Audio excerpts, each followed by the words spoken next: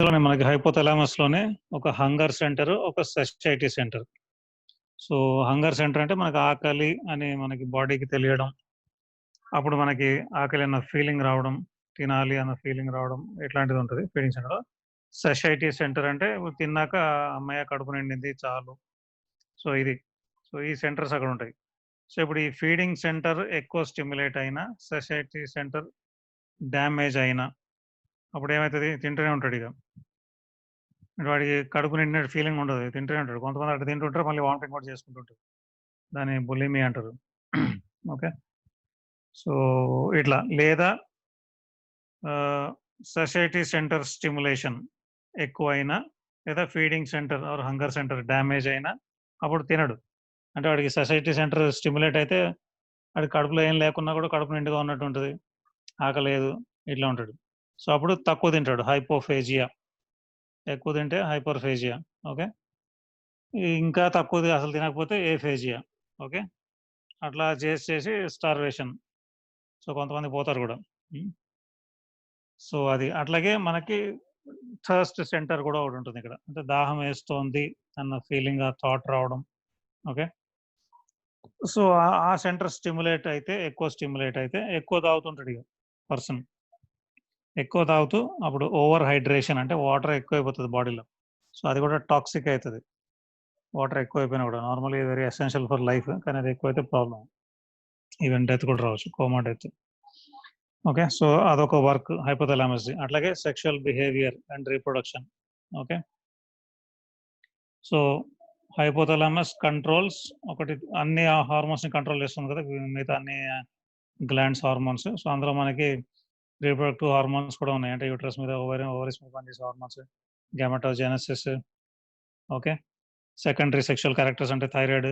So, వీటన్నిటిని control చేస్తుంది కాబట్టి అట్లా సెక్షువల్ ఆహ్, క్యారెక్టరిస్టిక్స్‌ని, బిహేవియర్‌ని అట్లాగే రీప్రొడక్షన్‌ని అన్నిటిని కంట్రోల్ చేస్తది. Including drive. డ్రైవ్ అంటే ఆ సెక్షువల్ డ్రైవ్ కొంతమందికి ఉంటుంది. కొంతమందికి ఉండదు. నార్మల్ ఉంటది. సో, ఇవన్నీ ఓవరాల్‌గా కంట్రోల్ చేస్తది. నేచురల్ వేరియేషన్స్ పక్కన పెడితే ఈ డ్రైవ్స్ కూడా అది కంట్రోల్ చేస్తది. So, drive for sex, drive for food, drive for thirst ఇట్లాంటివి. ఓకే. సో, అట్లాగే biological clocks. So, biological clock అంటే మీరు వినే ఉంటారు. Circadian rhythm. అంటే మన 24 అవర్స్ దీంట్లో మనం 8 అవర్సో, 10 అవర్సో మీరు పడుకుంటారు. పడుకున్నాక నిద్ర మనకు మెలుకువ వస్తది. మళ్ళీ లేచి డిఫరెంట్ యాక్టివిటీస్ చేస్తారు. సో, ఇప్పుడు రోజుకి ఒకటేసారి బౌల్ మూవ్‌మెంట్ ఉన్న వాళ్ళకి పొద్దున్న లేవంగానే అంటే దాని వల్లనే లేవచ్చు కొంతమంది. లేచాక కొంతమందికొస్తది. లేదా లేచిన 1 అవర్‌కొస్తది. తర్వాత అక్కడి నుంచి 1 అవర్ తర్వాత ఆకలేయొచ్చు. సో, తిన్నాక మళ్ళీ అక్కడి నుంచి 3, 4 అవర్స్ తర్వాత ఆకలేయొచ్చు. సో, ఇట్లా ఒక 24 అవర్స్‌లో మీ బాడీ ఓ రిథమ్‌లోనే ఉంటది ఎవ్రీ డే. ఆల్‌మోస్ట్ సిమిలర్ రిథమ్‌లోనే ఉంటది. So, that is called as circadian rhythm. Okay. So, అందులో particular clear cut example is sleep and wakefulness. అంటే మనం మెలుకువ ఉండే టైము, నిద్రపోయే టైము. సో, ఇది కూడా ఆల్‌మోస్ట్ కాన్స్టెంట్‌గా ఉంటది మనకి generally. Okay.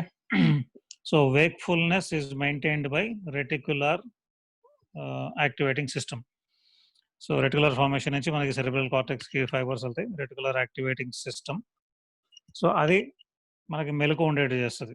Sleep by hypnogenic zones. So, ఆ హిప్నోజెనిక్ జోన్స్ మనకి థాలమస్‌లో, హైపోథాలమస్‌లో, బ్రెయిన్ స్టెమ్‌లో ఉంటాయి.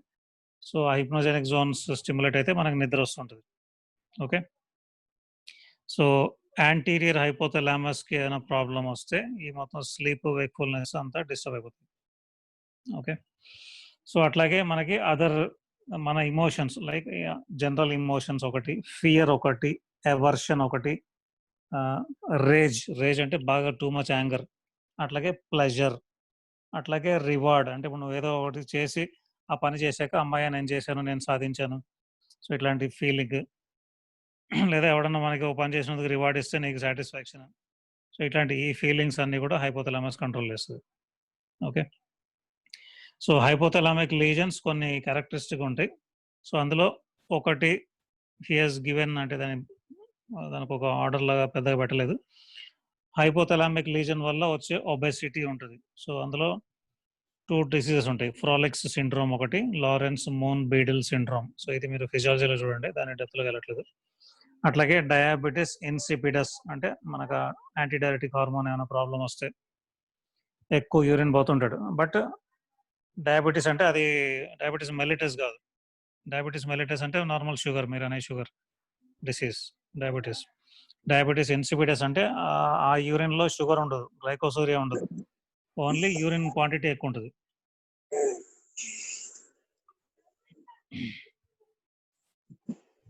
ఇరవై 53. Okay. So diabetes insipidus.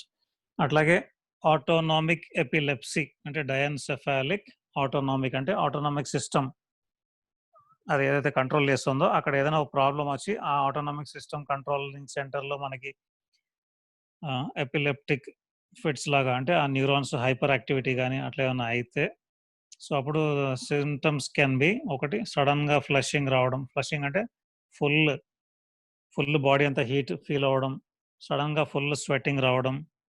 Okay. So ఈ full heat sweating, flushing and sweating even normal menopausal ఏజ్లో వస్తాయి చాలా మందికి మనకి. సో అది కాకుండా వీళ్ళకి సలైవేషన్ కూడా ఎక్కువ ఉంటుంది, లాక్రిమేషన్ కూడా ఎక్కువ ఉంటుంది, టాకీ కార్డియా అంటే హార్ట్ ఎక్కువ ఫాస్ట్గా బీట్ అవుతుంది. Okay. But respiratory rate down అవుతుంటుంది. తర్వాత మెల్లిగా కోమాలోకి వెళ్ళొచ్చు వీళ్ళు. Okay. Diencephalic autonomic epilepsy. So అట్లాగే ఈ సెక్షువల్ స్పియర్లో ఏమైనా డిస్టర్బెన్స్ వస్తే ఈదర్ ఇంపార్టెన్స్ లేదా ప్రికాసిటీ. ప్రికాసిటీ అంటే ఎర్లీగానే వీళ్ళు మెచ్యూర్ అయిపోతారు. సో చాలామంది అమ్మాయిలు కొంతమంది 10 ఇయర్స్ ఏజ్గా వాళ్ళకి మెనార్కీ స్టార్ట్ అవుతుంది. కొంతమంది ఎర్లీగానే సెకండరీ సెక్షువల్ క్యారెక్టర్స్ ప్రామినెంట్గా వస్తాయి కొంతమందికి. అట్లా ప్రికాసిటీ అది. ఇంపార్టెన్స్ లేదా మనకి స్టెరిలిటీ అట్లా రావచ్చు. ఇంపార్టెన్స్ అంటే పొటెన్సీ ఉండదు వీళ్ళకి మేల్స్లో. Disturbance of sleep. So sleep centre కాబట్టి ఇక్కడ మనకి. సో డిస్టర్బెన్స్ ఆఫ్ స్లీప్ వస్తే ఈదర్ నార్కోలెప్సీ అంటే పెరాక్సిస్మల్ స్లీప్. దీని గురించి కూడా మీకు సెకండ్ ఇయర్లో ఎక్కువ వస్తుంది, నార్కోలెప్సీ, పెరాక్సిస్మల్ స్లీప్, లేదా సోమ్నోలెన్స్. సోమ్నోలెన్స్ అంటే ఎక్కువ స్లీపీనెస్. ఓకే. అట్లాగే హైపర్ గ్లైసీమియా, గ్లైకోసూరియా. సో ఇది కూడా because of it's control over different other hormones feeding centre. దీనివల్ల అక్కడ ఏమైనా డిస్టర్బెన్స్ వస్తే వాడు ఎక్కువ తింటుంటే హైపర్ గ్లైసీమియా, అది ఎక్కువ అయితే బ్లడ్లో యూరిన్లో ఫిల్టర్ అయిపోయి బయటకు వెళ్తుంది గ్లైకోసూరియా. ఓకే. అట్లాగే దీని ఎక్కువ ఇది ఇరిటేట్ అయినా కూడా ulcers in the upper GIT. Okay. ఎక్కువ స్ట్రెస్ వల్ల మనకి జిఐటిలో అల్సర్స్ వస్తే they are called as Curling's ulcers. అది మీకు వచ్చే ఉంటుందేమో జిఐటిలో. పుషింగ్స్ అల్సర్స్, కర్లింగ్స్ అల్సర్స్ అని వస్తాయి మీకు. So these are the functions of hypothalamus. So ఇప్పుడు సబ్థలామస్ వెరీ స్మాల్ పార్ట్, అది ఇప్పుడు చెప్పేస్తాను. సో బికాజ్ రేపు ఉండదు, మళ్ళీ సాటర్డే మనకి క్లాస్ ఉండదు, వెరీ స్మాల్ థింగ్. సో ఈ సబ్థలామస్ అనేది situated on either side of thalamus మనకి. Okay. So between the mid brain and thalamus. Okay. మనకి కింద మనకి మిడ్ బ్రెయిన్, పైన మనకి థలామస్ అట్లా వస్తే ఈ రెండింటి మధ్యలో, బట్ థలామస్కి పక్క నుంచి మనకి ఇంటర్నల్ క్యాప్సూల్ వెళ్తుంటుంది, ఫైబర్స్ సెరెబ్రల్ కార్టెక్స్ నుంచి కిందకి. ఓకే. సో ఆ ఇంటర్నల్ క్యాప్సూల్కి మీడియల్గా ఇది ఉంటుంది, అంటే close to thalamus. Okay. Internal క్యాప్సూల్కి గ్లోబస్ పాలిడస్, అది ఇప్పుడు నెక్స్ట్ టాపిక్లో వస్తుంది మనకి globus pallidus. So globus pallidus దానికి మీడియల్గా ఇంటర్నల్ క్యాప్సూల్, ఆ ఇంటర్నల్ క్యాప్సూల్కి మీడియల్గా ఈ సబ్థలామిక్ న్యూక్లియై ఆర్ సబ్థలామస్, దీనికి కొంచెం మీడియల్గా సుపీరియర్గా థలామస్. ఓకే. అన్నీ వెరీ వెరీ నియర్ అండి, నాట్ ఈవెన్ ఎంఎంలో కూడా తేడా ఉండదు, వీటికి దగ్గరగానే ఉంటాయి. సో ఇందులో ఈ సబ్థలామస్లో మనకు ఉండే పార్ట్స్ ఏంటి? Grey matter, white matter. So grey matter అంటే ఇందులో మీకు మెయిన్లీ సబ్థలామిక్ న్యూక్లియస్ ఒకటి. ఓకే. సో అది మీకు ఇక్కడ డెపిక్ట్ చేశాడు, అంటే దూరంగా డెపిక్ట్ చేశాడు మీకు. జోనా ఇన్సర్టా. సో ఇదొక గ్రే మ్యాటర్. ఓకే. అట్లాగే ఇంకొంచెం గ్రే మ్యాటర్ ఉంటుంది, which that grey matter is an extension of the just mid brain కింద ఉంటుంది మనకి.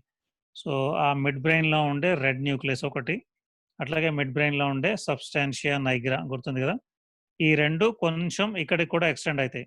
ఆ రెడ్ మ్యాటర్ సారీ ఆ గ్రే మ్యాటర్ ఈ పైకి ఈ సబ్‌థాలమస్ రీజియన్‌కి ఎక్స్‌టెండ్ అయితాయి. వాటి గ్రే మ్యాటర్ కొంచెం. సో, అది ఇక్కడ కూడా కనిపిస్తది. So, they are called as cranial ends of the red nucleus and substantia nigra mid బ్రెయిన్‌వి. సో, గ్రే మ్యాటర్‌లో అదొకటి, సబ్‌థాలమిక్ న్యూక్లియస్ ఒకటి, జోనా ఇన్సర్టా ఇదొకటి. ఓకే. సో, సబ్‌థాలమిక్ న్యూక్లియస్ అనేది బైకాన్వెక్స్ ఉంటది. బైకాన్వెక్స్ అంటే యాంటీరియర్‌గా, పోస్టీరియర్‌గా కాన్వెక్స్ ఉంటది. ఓకే. కొరోనల్ సెక్షన్‌లో. So, it is situated ventral to zona incerta కనిపిస్తుంది కదా అది. And dorsal to red nucleus. Okay. So, ఈ సబ్‌థాలమస్ ఇప్పుడు దాని లొకేషన్ బట్టి they it is thought to B an integration centre. Multiple information ఆ పక్క నుంచి మనకి ఇంటర్నల్ క్యాప్సూల్‌లో పాస్ అయితుంటది.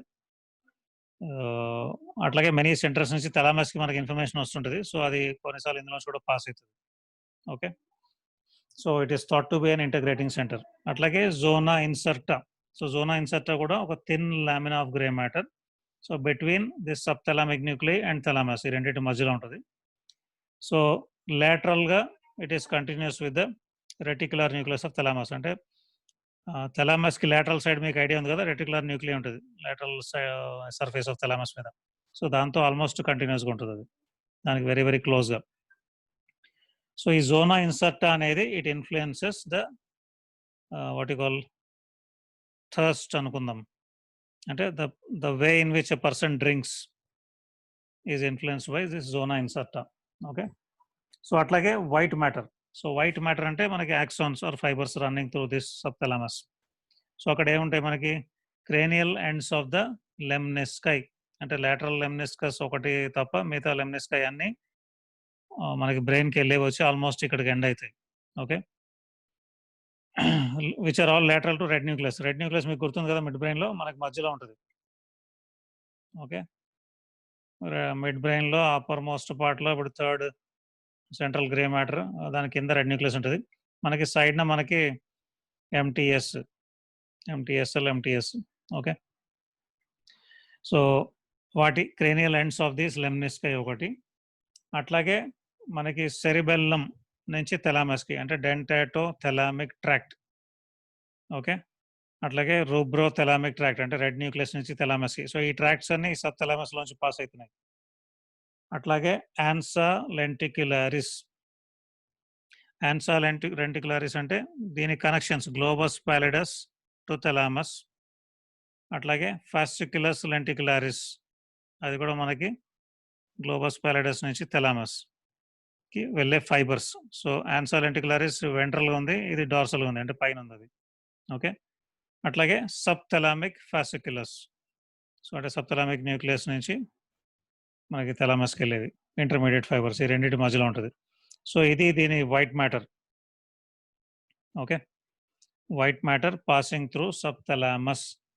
అవి మనకి ఒకటి క్రేనియల్ ఎండ్స్ ఆఫ్ ద లెమ్నిస్కై. అట్లాగే సెరిబెల్లమ్ నుంచి థాలమస్ డెంటాటో థాలామిక్. అట్లాగే రూబ్రో థాలామిక్. అట్లాగే గ్లోబస్ పాలిడస్ అంటే ఇంటర్నల్ క్యాప్సూల్‌కి లేటరల్‌గా ఉంటది. గ్లోబస్ పాలిడస్ నుంచి ఆన్సా లెంటిక్యులారిస్.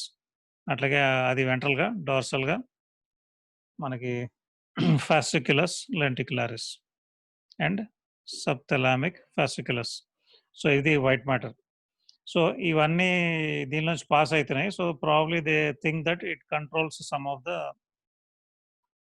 ఆహ్, characteristics or functions of different parts of the brain అట్లా అనుకుంటారు వీళ్ళు.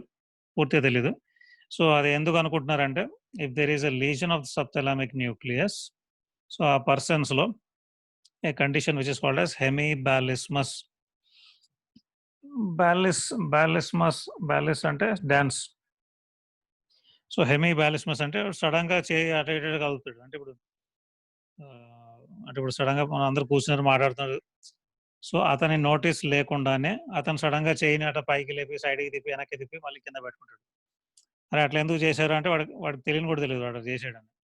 మనం అడిగినా కూడా వాడు చెప్పలేడు. నేనేం చేయలేదు అంటాడు. సో, ఇన్వాలంటరీ కోరిఫార్మ్ అంటే ఒక కొరియోగ్రఫీ క్లియర్‌గా కొరియోగ్రఫీగా ఉన్నట్టు మూవ్‌మెంట్స్ లాగా ఉంటాయి అవి. ఓకే. అంటే వీడి కంట్రోల్‌లో లేనివి. కొరియా అంటారు. మనకంటే అదొక కండిషన్. CHOREA ఒక condition, medical condition. So, involuntary choreiform movements. Okay. Particularly opposite side of the body. Right side effect అయితే లెఫ్ట్, లెఫ్ట్ అయితే right.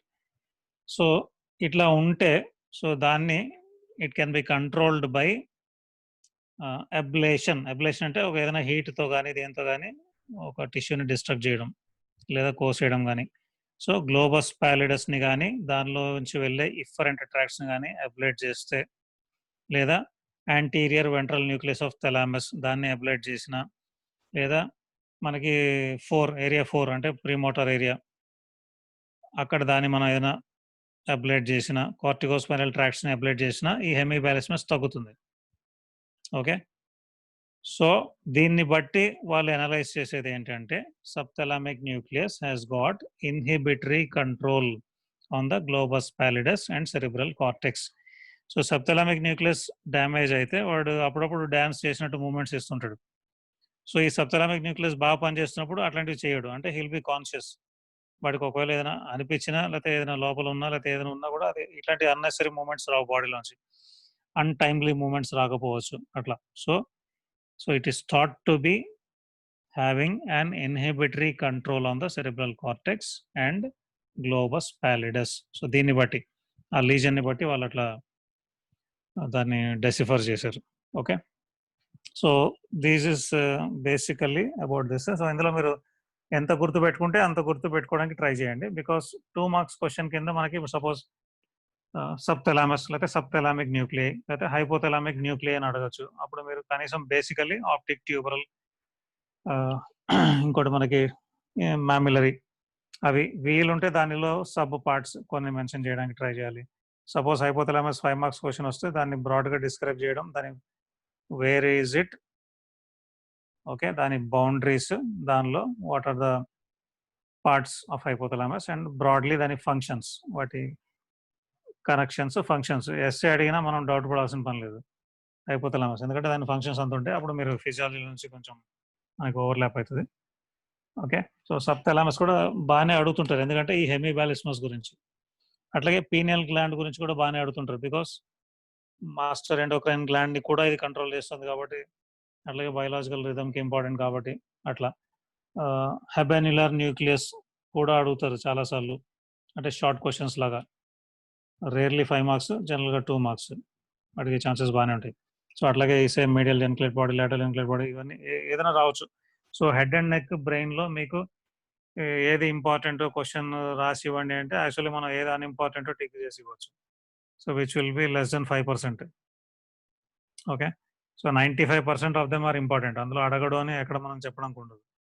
So, give a reading of the whole. Okay. Regarding everything you should have basic idea. And కొన్ని మీరు బాగా డెప్త్‌లో డెఫినెట్‌గా చదవాలి. Okay. Multiple readings ఇవ్వండి. Fine. So, good day. See you all day after tomorrow. Friday. Fine. Okay, sir. Thank you, sir.